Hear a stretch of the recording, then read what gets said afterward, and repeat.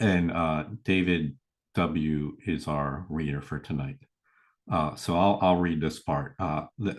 So the Course says, it uses the metaphor, the bridge, frequently, that the Holy Spirit is the bridge.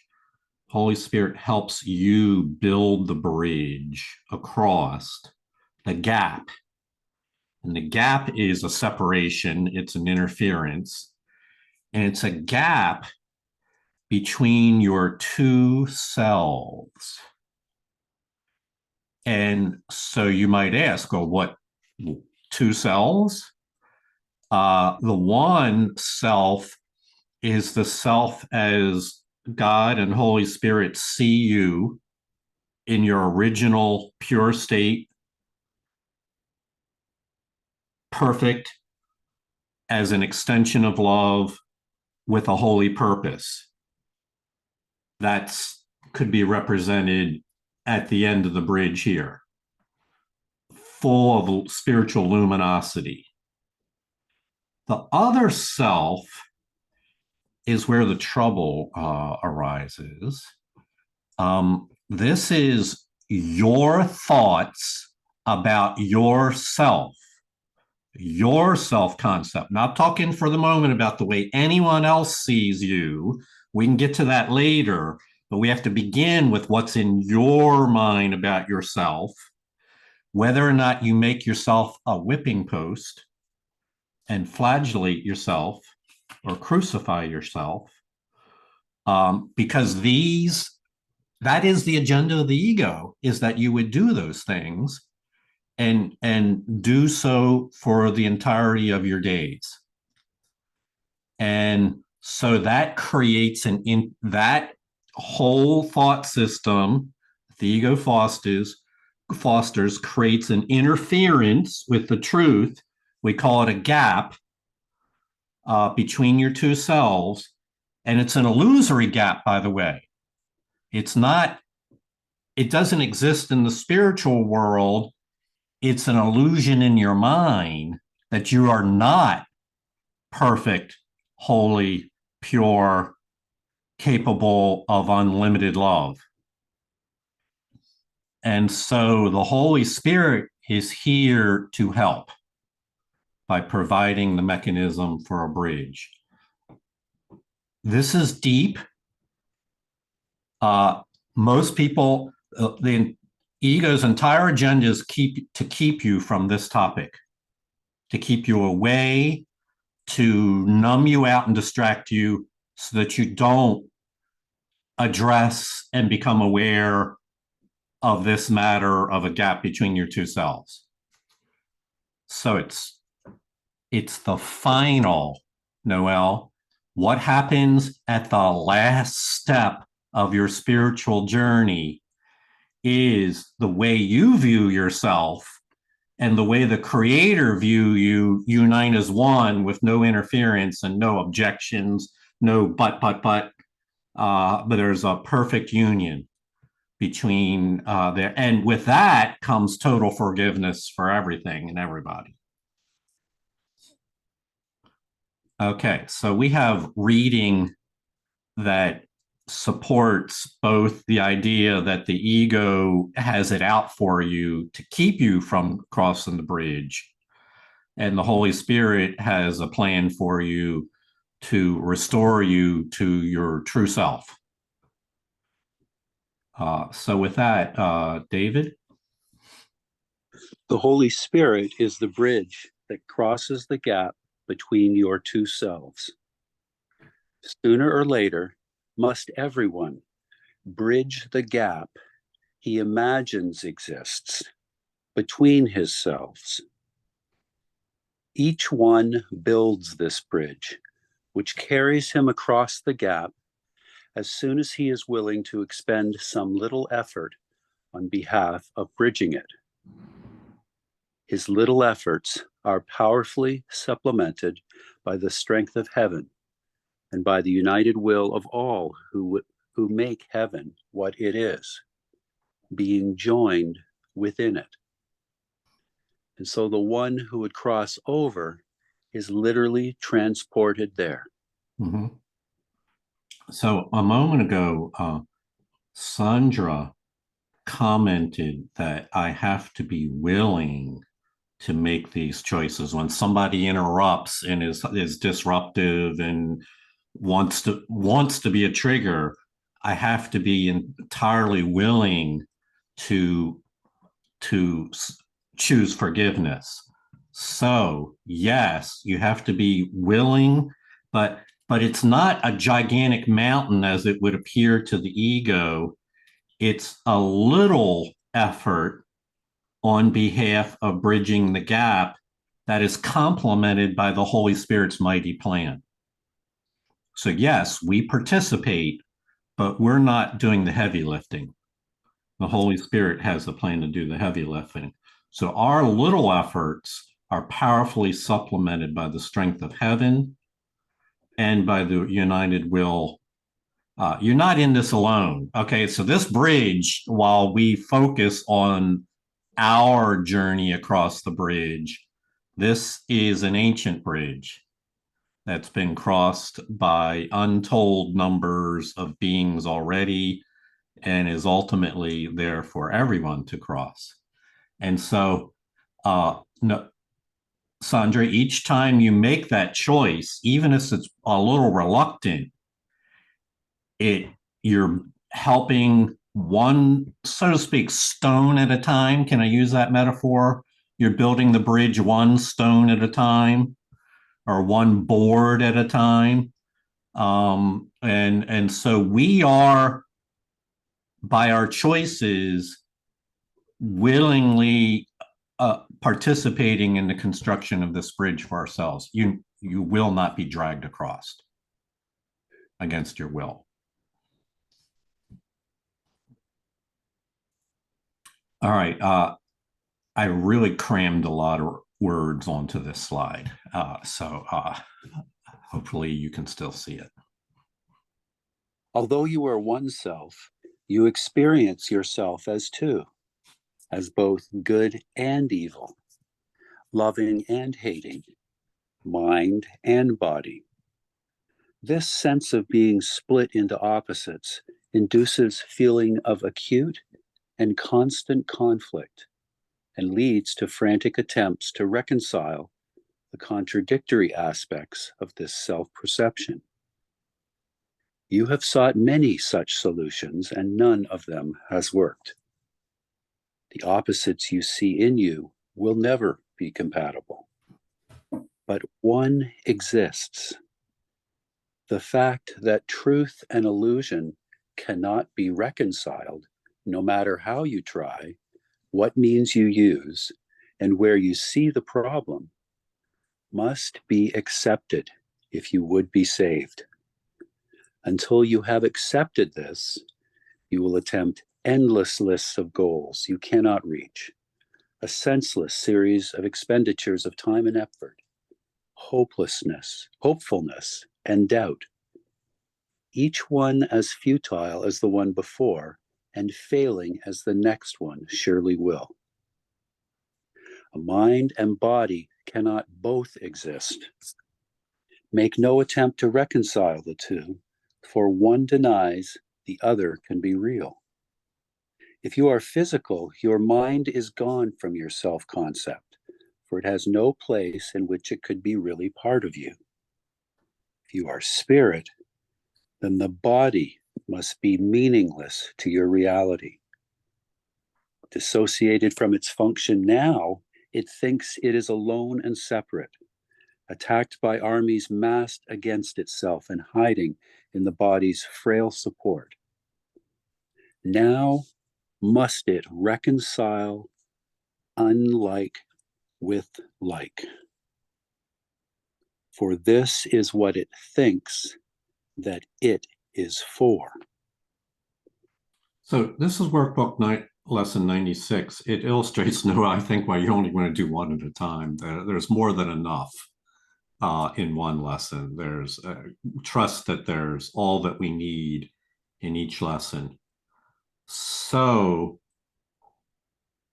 this is referred to as the basic conflict in the human experience the conflict between a belief, a false belief, that you are two different entities, one good, one evil.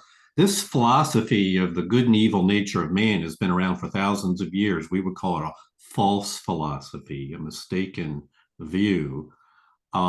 So David referred to it himself as being before a whipping post. That would be, the way the ego would view you. And also, the spirit is within us that has a completely contradictory view of you. And so that creates feelings of acute and constant conflict between these two contradictory views of yourself. And most people don't know this. What we're saying here, I think, is so simple to understand. The vast majority of human beings are unawares. So that's the work of the Holy Spirit's teaching. Now, let's say that you completely believe by faith in these true self, holy and eternal, and an illusory self that's getting in the way. What the ego tries to do is it wants to blend the two together. It would attempt to provoke you into thinking that the answer is to become friends with your ego, so that you see yourself as both good and evil integrated into one person. So although you recognize your goodness, there's also that dark side there. This is the ego's goal. It's a belief that truth and illusion can be reconciled. The Holy Spirit is very clear about that. Where that which is true, that which is false is false. You cannot reconcile the two. But I will tell you that the vast majority of religions attempt to do this, to reconcile these two beliefs into a single entity. And so it talks about an endless list of goals, a series of expenditures of time and effort in order to try to reconcile this. Here's the advice of the Course: make no attempt to reconcile the two. Don't even try. Avoid the temptation to try to fall in love with your ego, make friends with your ego.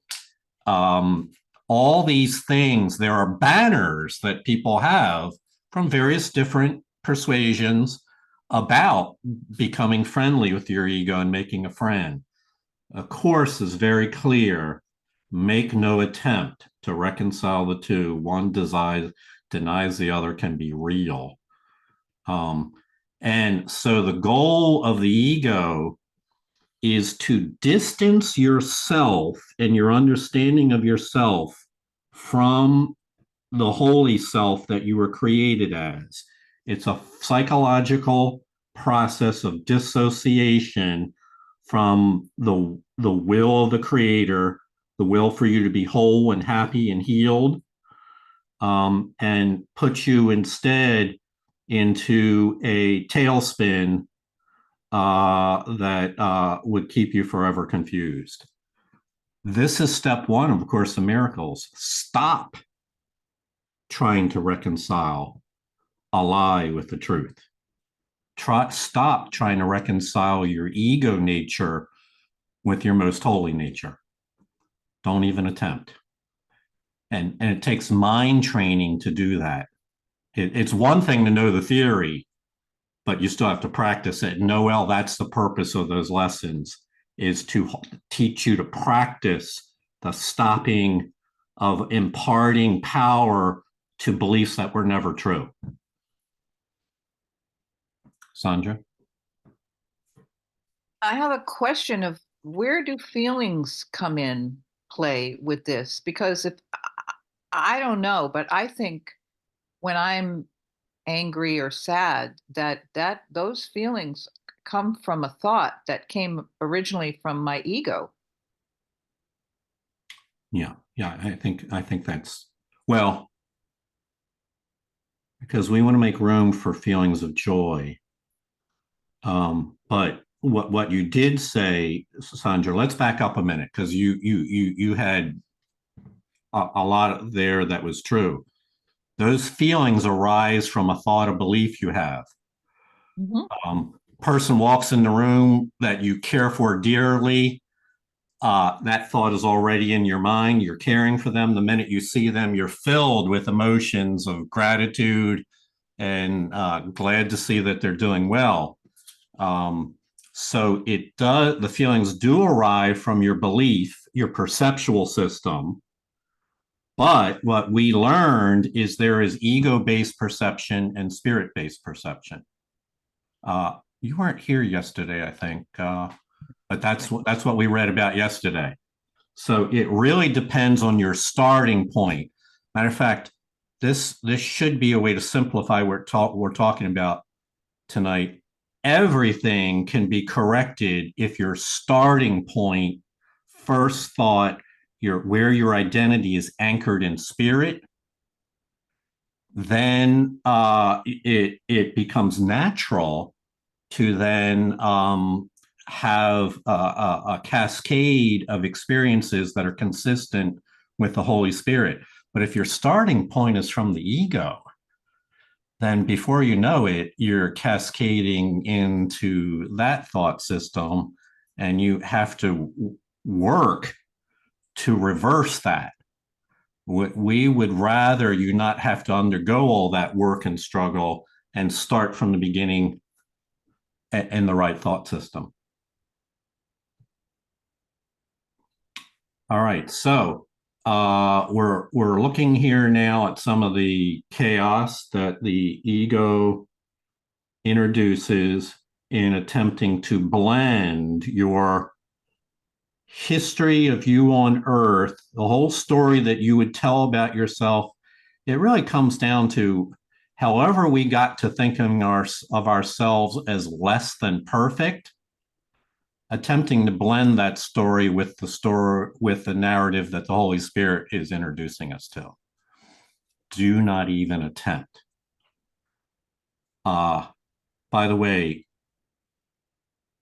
that might take years to discontinue the old behavior of trying to remake your ego into a better person.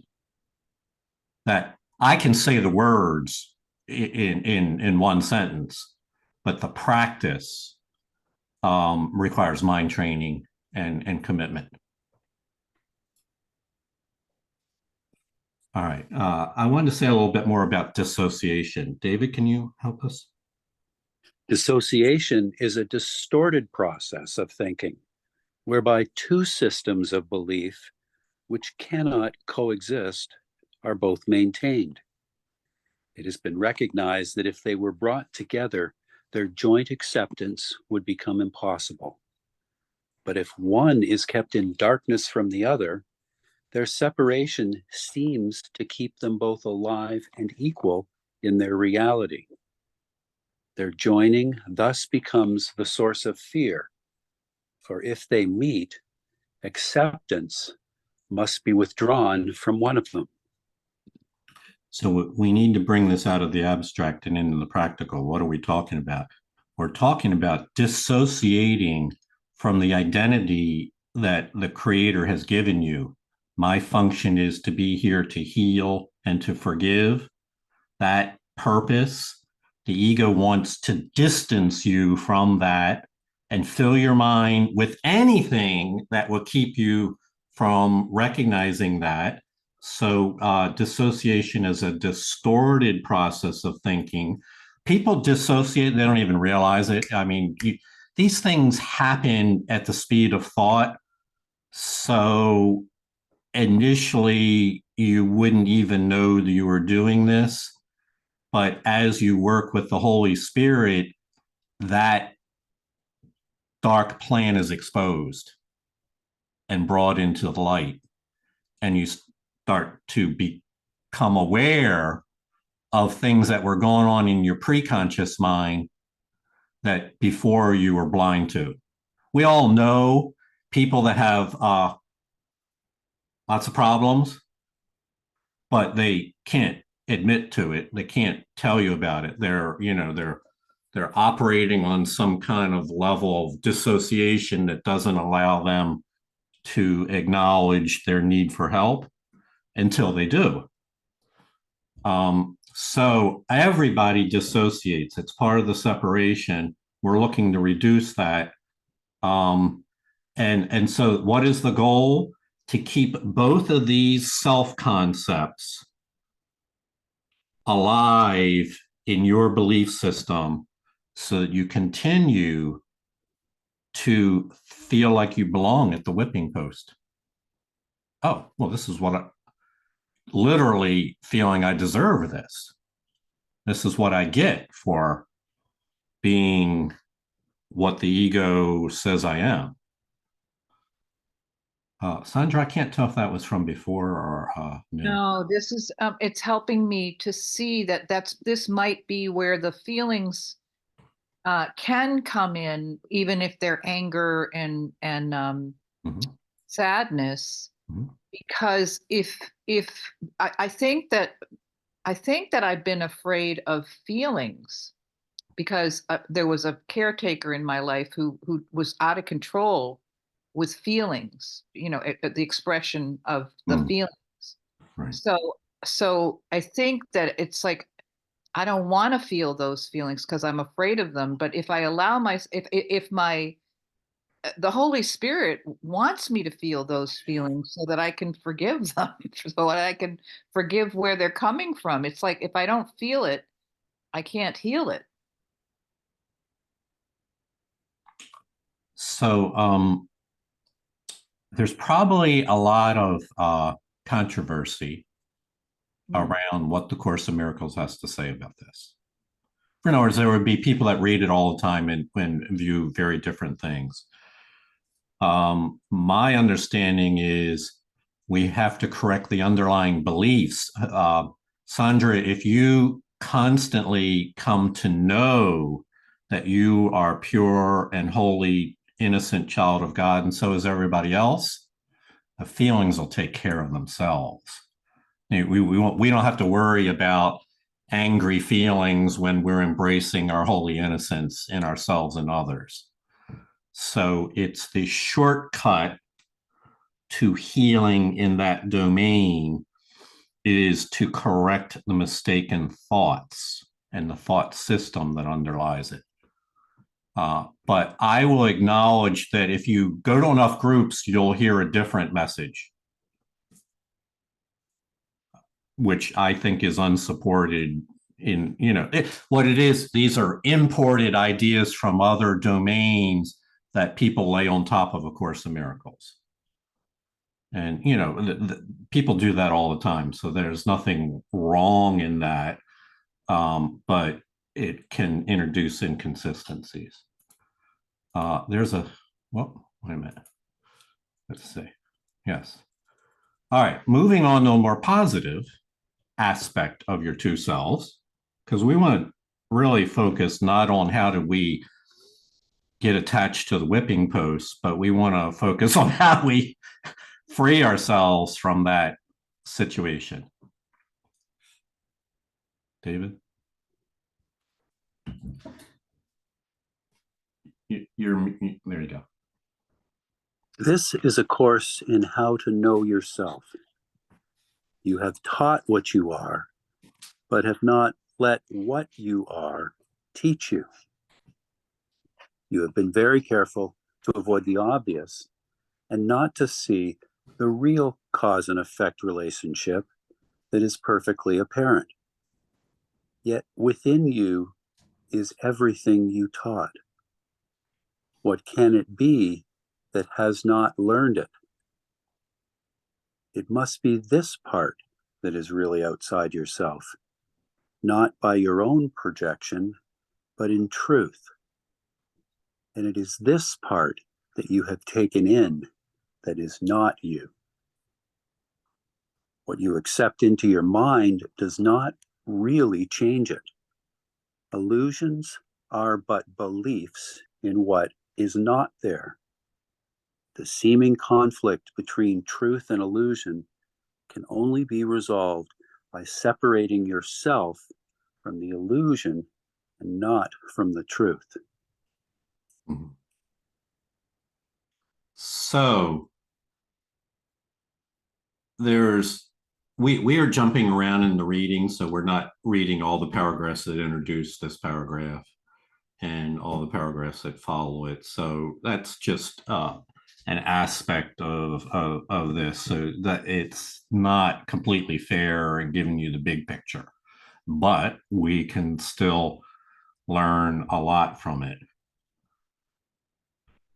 It says that our ego has been very careful to avoid the obvious truth and not to see the real cause and effect relationship of your life, meaning your relationship to the sonship, to everyone and everything.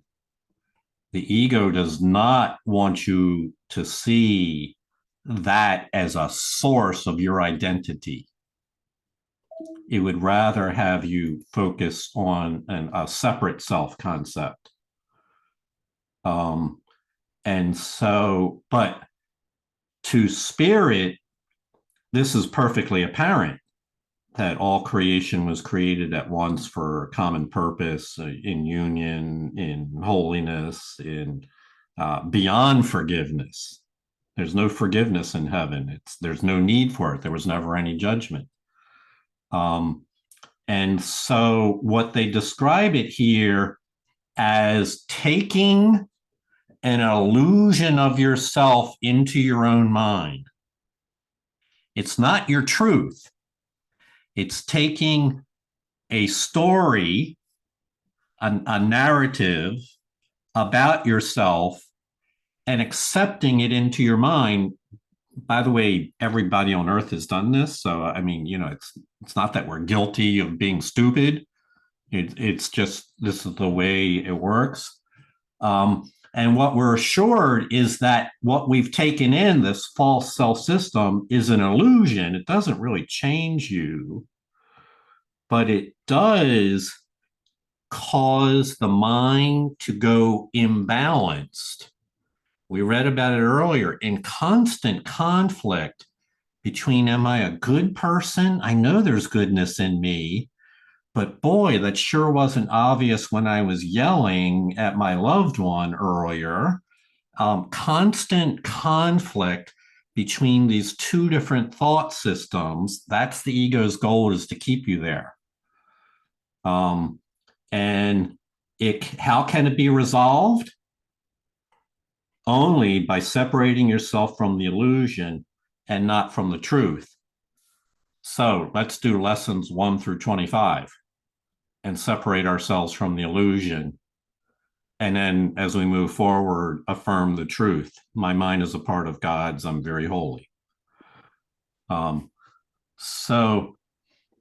This is the beauty of the textbook, is explains philosophically and theoretically what it is we're doing in the workbook lessons.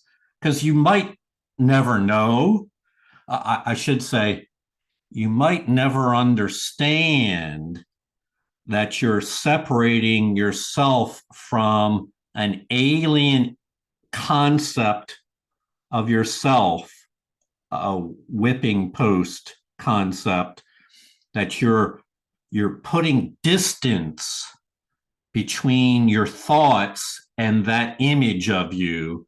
Ultimately, and we're going to move on in the remaining of our reading here, to get rid of it entirely. Because as we all know, to get rid of it partially helps, but it's like being partially pregnant. No, I mean, that's not the right. To get rid of part of the ego still leaves you trapped by the ego. We need to get rid of it all.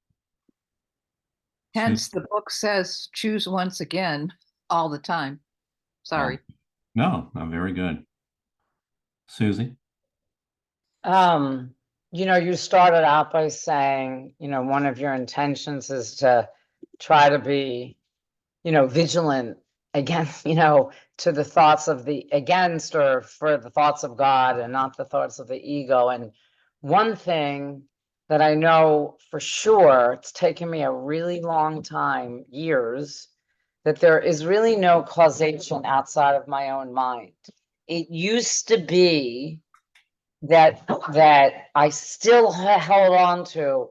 Well, I went to work today and they were really whatever, and they got me upset and they did, whatever it was, or my kids were acting out, and I know now, so it's a ladder, it's little steps. Like I know now, oh God, I'm putting the finger out there. It's just the meaning. That's why I love this lesson today. I've given everything the meaning that it has for me, everything.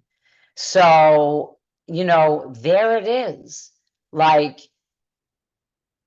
so much of it is just an illusion. My perception, like you said, false perception, false perception. So I've taken a long time, and I might not always live in that space, but I am certain that the cause and the effect is what's going on in my mind, and then that's the effect.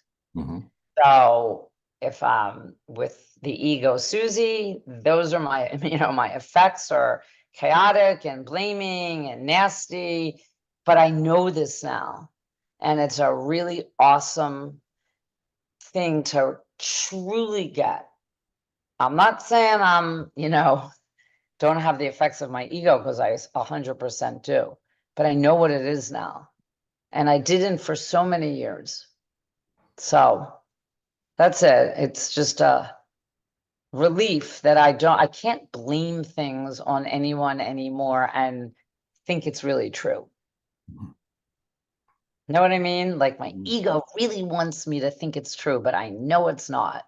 Mhm. Yep. And talk about emotions. I can tell, I think this is true for most students that are committed to practicing it. The minute we veer into that path that starts to head down into the rut, there's an emotional charge that comes with it. And it's not one of joy. And if you're paying attention, that this is mastering the art of miracles. If you're paying attention, you recognize, oh, I just got a charge of anxiety and fear. Maybe I need to choose again right away, right now, rather than take 4 or 5 more steps along that direction and find myself flooded by panic.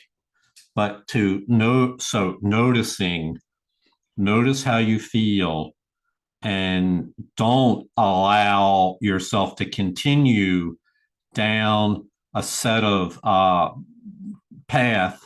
I'm talking about not physical path, but a mental and emotional path that brings you fear. Yeah, because the ego can say to me, oh, just this one time. Just do it. It's okay this one time. It's okay this one time. Or it's, it's this, it's that. And then that's what you're saying. Mm-hmm. Then if I acquiesce to it, I start traveling down the wrong path. Mm-hmm. Yeah. And just a fine point on that, Susie and others, I've noticed many times the first step seems innocent enough, doesn't seem all that bad. But the first step is an invitation to a second and a third and fourth, and by then you're caught in it. So help me out here. Was it first step? What? No, it's first thought wrong. First thought wrong. Yes. And learn to recognize that quickly and use that's what mind watching is. This is the essence of mind training, is to notice when that happens and choose again not to re-amplify that course, that direction. All right. How we doing on? Okay. We're gonna add another layer here, and it's interesting that David and Sandra talked about how part of it, they didn't use this word, but we crucify ourselves. The ego's goal is so it's all really about a long-term ego campaign to judge harshly against you so that you are diminished in the eyes of the ego, and then take all that into your mind without filtering and just accept it. It's a great foolery to have all those thoughts swirling in your head and you think that they're yours. But what we've just said is this is an alien entity, an illusory based on lies that is fostering those thoughts. So in the manual for teachers, it addresses this it looks at a certain aspect. And this also, because we want to really look all the way to the end of the journey when we cross the bridge and reunite with ourselves. What's that look like? And then hopefully that motivates us to keep taking each step each and every day in that direction. David? Manual for Teachers 15. Is each one to be judged in the end? Indeed, yes. No one can escape God's final judgment. Who could flee forever from the truth? But the final judgment will not come until it is no longer associated with fear. One day, each one will welcome it, and on that very day, it will be given him. He will hear his sinlessness proclaimed around and around the world, setting it free as God's final judgment on him is received. This is the judgment in which salvation lies. This is the judgment that will set him free. This is the judgment in which all things are freed with him. Time pauses as eternity comes near, and silence lies across the world, that everyone may hear this judgment of the Son of God. Holy are you, eternal, free and whole, at peace forever in the heart of God. Where is the world? And where is sorrow now? Is this your judgment on yourself, teacher of God? Do you believe that this is holy? Wholly true. True. So here's the idea. Last judgment is enshrouded in Orthodox teachings, is enshrouded in fear. It's like they're going to send me to hell. That might be, I'm ad-libbing here, but that might be the moment they let you know whether you go to heaven or you go to hell. Kind of, this is not a day to look forward to in Orthodox traditional language and framework. Course in Miracles reframes that, reinterprets that in fact, you can only enter upon that experience when you've let go of all fear, no longer associated with fear. And in fact, it's a blessing by the Creator. It's a proclamation by the Creator of your holy innocence, of your union with the heart of God. And beyond that experience, there's no longer any confusion about the illusions of the world. It's the final judgment that your mind need ever make. And beyond that, you enter into a realm of understanding, of clarity, because you're free of this illusions of a false self. So it's a judgment that will set him free, and in which you view, Sandra, this is important. It's not only you're being set free, but you view everything else as free with you. In other words, it's all the illusions. It's not to say that everyone else is immediately no longer remembers their illusions. It says that what you have in your relations with them no longer has any illusions. You see all people as forgiven, as freed.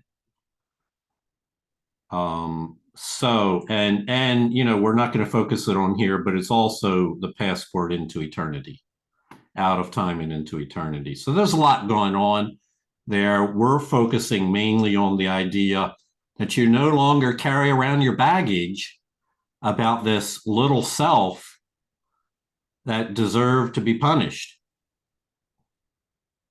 Sandra?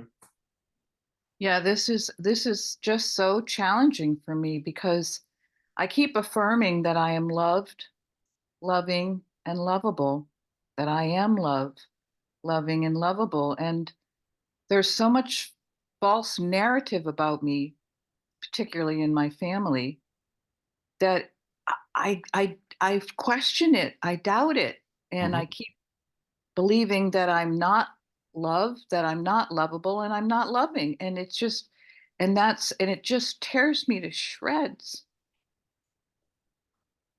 Yeah. It those things do if you allow them in your mind. If you listen to those voices. And so you know, it does remind me of the first 25. It's like no longer listening to those voices. Doesn't matter if they're blood kin or if they're neighbors or who they are. We just bless them and realize this is not the truth. This is somebody else's mad illusions, somebody else's judgment being projected onto you. Let's go on here.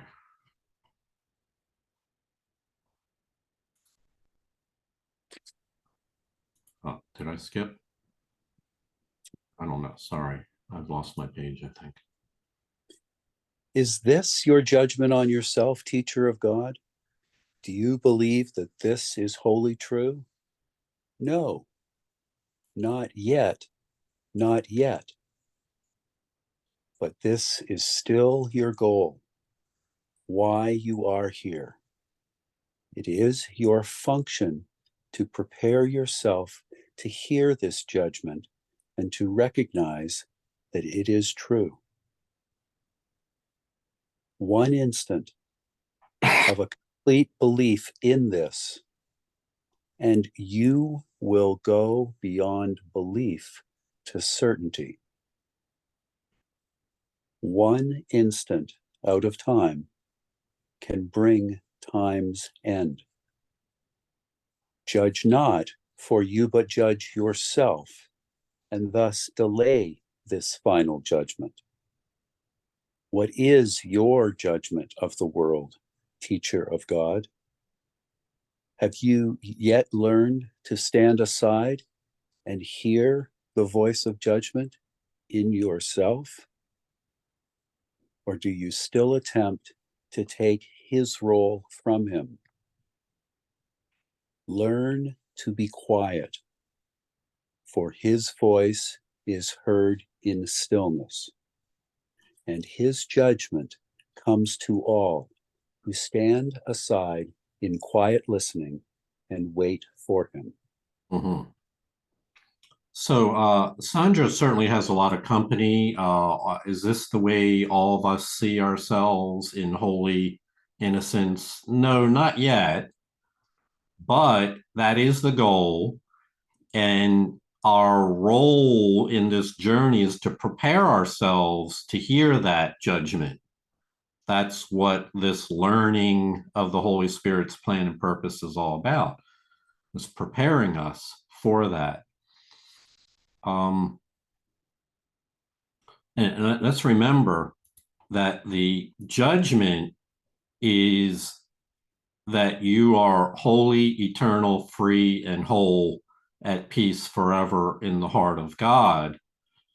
That is what we call holy judgment. So we have to go back for a minute.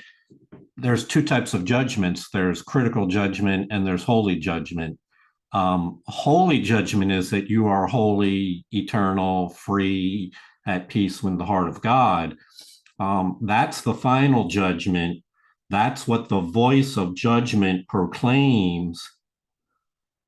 And in a transcendent, transpersonal way, you won't have this experience until you hear your own voice proclaim that.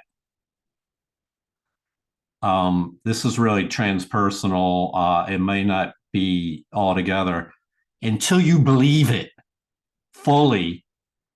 And it's your own affirmation, not just saying words, it's your own thoughts. It's the voice of judgment in yourself.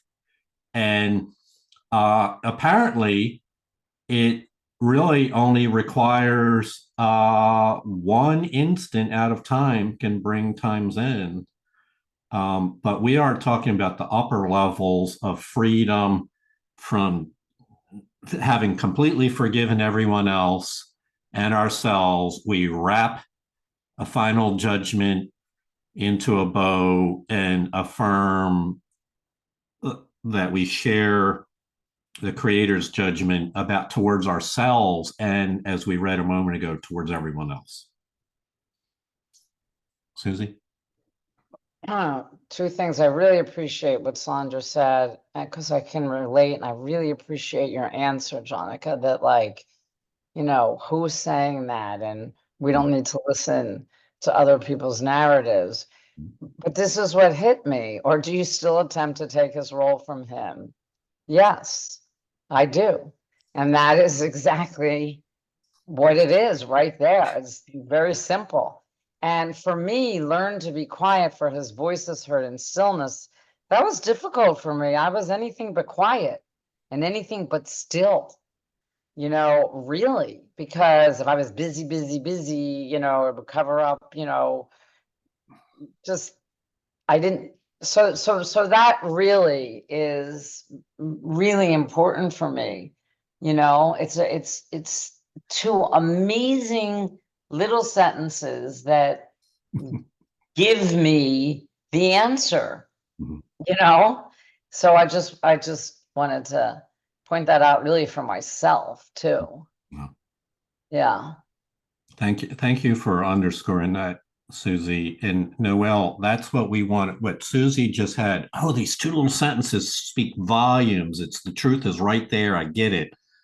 We want to spend enough time with each workbook lesson so that starts, doesn't mean it's going to happen every time, but so that those experiences start to be more frequent, because it'll open up to us, just as it did here. And many times we've read the same thing half a dozen times and didn't see it.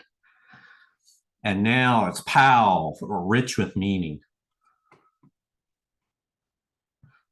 Okay, we're gonna wrap up here. Let's see. And Heather, by the way, this is also the path beyond belief to certainty with a capital C, final certainty, or the state of knowledge. It's beyond the human, what we think of as the human experience of belief and faith, to a divine oneness with the thoughts of the Creator that are certain. This wraps up this section in the teacher's manual. You who are sometimes sad and sometimes angry, who sometimes feel your just due is not given you, and your best efforts meet with lack of appreciation and even contempt, give up these foolish thoughts. They are too small and meaningless to occupy your holy mind an instant longer. God's judgment waits for you to set you free. What can the world hold out to you, regardless of your judgments on its gifts, that you would rather have? You will be judged, and judged in fairness and in honesty. There is no deceit in God. His promises are sure. Only remember that. His promises have guaranteed his judgment, and his alone will be accepted in the end. It is your function to make that end be soon. It is your function to hold it to your heart and offer it to all the world to keep it safe.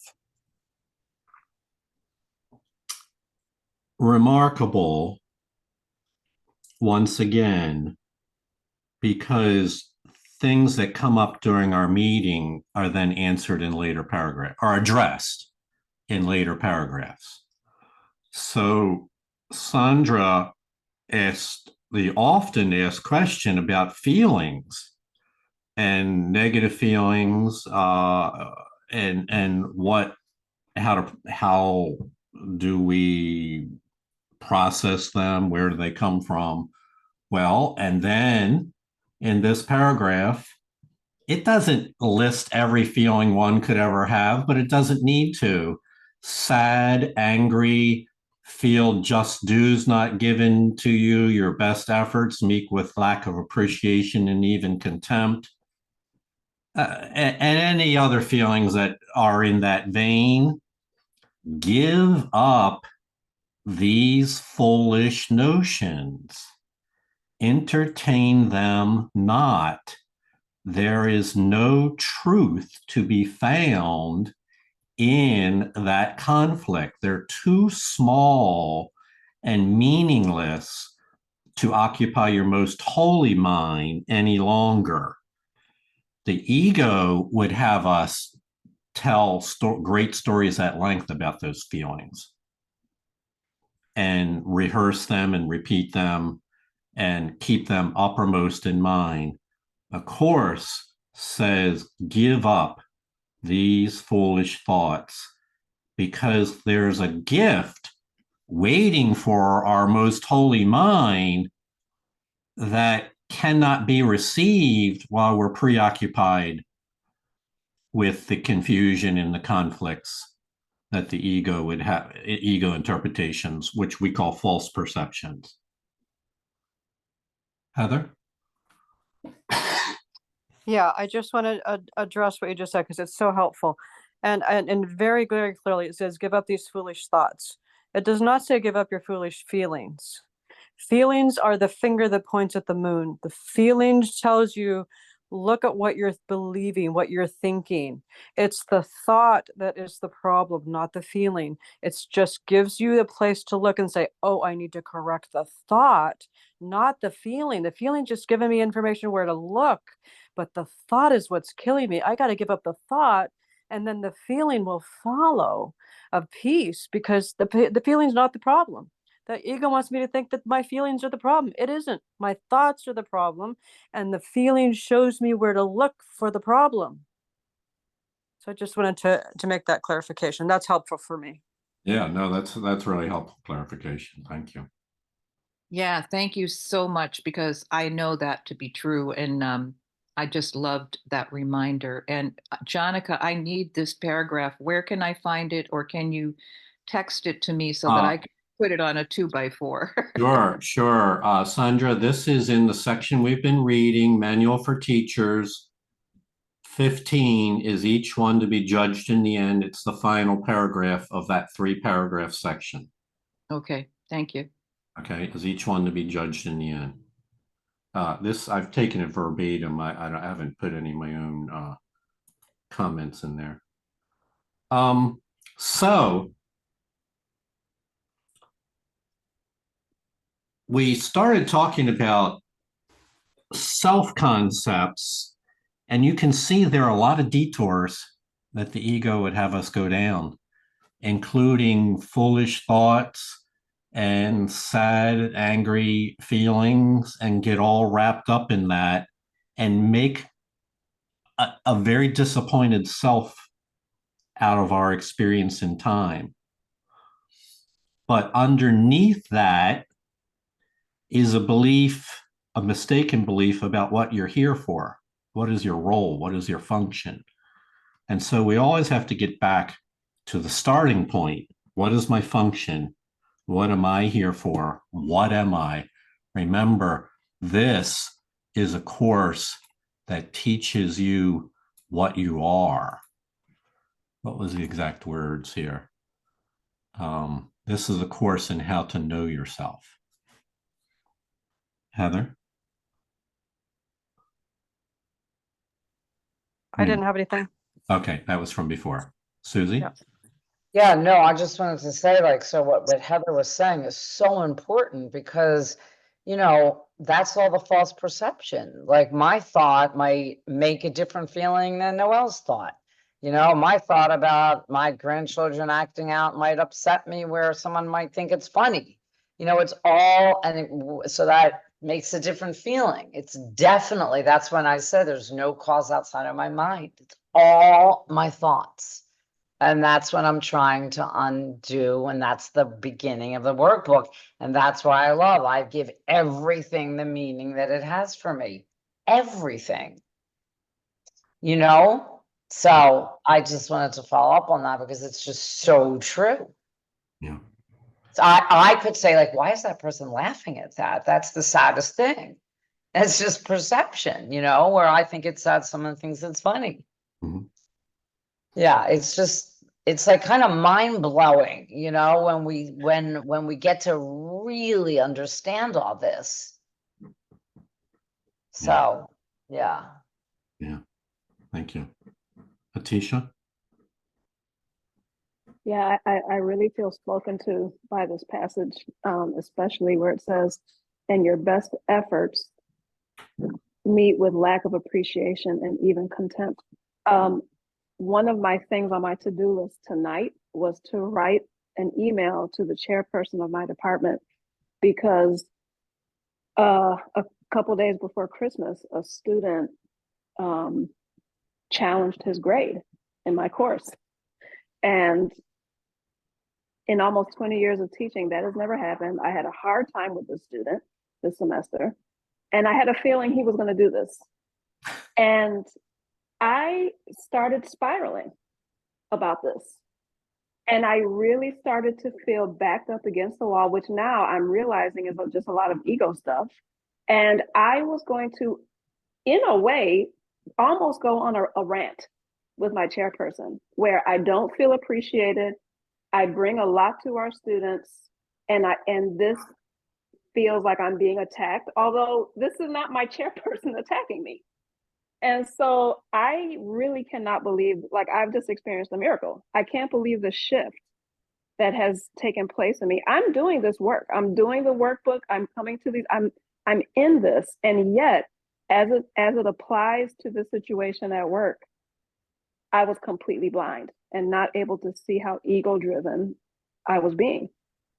So I just needed to say that. Wow, that was a really powerful share there, Atisha. She said, I was really blind. She didn't say it, but now I can see that what the source of it is. And that's what this is all about, is helping to take the blinders off so that we can see. And then when we see it differently, we realize it was a bunch of perceptions that we got all worked up about, and that we don't have to be chained to those perceptions. We can choose again. It's really thank you for sharing that, Miracle. I feel like that's a great note to wrap up here on tonight. It's really powerful to see these things. What Atisha just did is she connected the universal statements to her own personal life. And that is how we heal in our own lives, as we look for those connections, those insights, if you will. Noelle? I think that's wonderful what Letitia just said, and I really admire you for sticking to the course, and as difficult as it may seem, and coming to the meetings. I want to underscore what Susie said too, and what Heather said, that our thoughts precede our feelings, precede. And so as I change my thought, the feeling will follow. And under the thought is my belief. So it's all of a piece. And, you could almost say, well, it's a shortcut. Just get to the belief first, and all the others will fall into line if I can have that mental acuity to do that. But the idea that the concept that thoughts first, feelings follow is so important. I know that's been helpful to me and will continue to be, and I hope it's helpful to other people too. Yay, miracles are happening and clarity is coming. And we may need to hear all this again at another level of preparation, which is fine. It's not required that you get every aspect of it the first time through. But I have noticed that those who are persistent at it really get results. So is any other comments? I saw Tisha's hand was up, but I think that was from before. Okay. Oh, go ahead. Oh no, I was lowering as you lowered Yeah, it, sorry. I was doing the same thing as well, and we reversed each other. All right, friends, that's a way in which we get 2024 started. This is the last of the special topics that we're doing, so we'll pick up with chapter 18, the beginning of chapter 18 next Saturday. For those of you that are on this journey and really committed, and I think everybody that's here is, I'm looking forward to untold possibilities, to be miracles. Generally, you can't see them coming until they happen. And it's a beautiful thing. It's not according to our plan, but it is according to a bigger plan. So I'm really looking forward to sharing them together in our group, and the miracles that you have outside these meetings. Please feel welcome to bring shares into the group. Thank you all. Happy New Year. Namaste. Namaste. Happy Thank New you. Year. Happy New Year, Namaste. everyone. Thank Bye. you. Next Happy New week. Year. Namaste. Feel better, everyone. Jonaca. Thank Yeah, you. feel better, everyone. Thank you.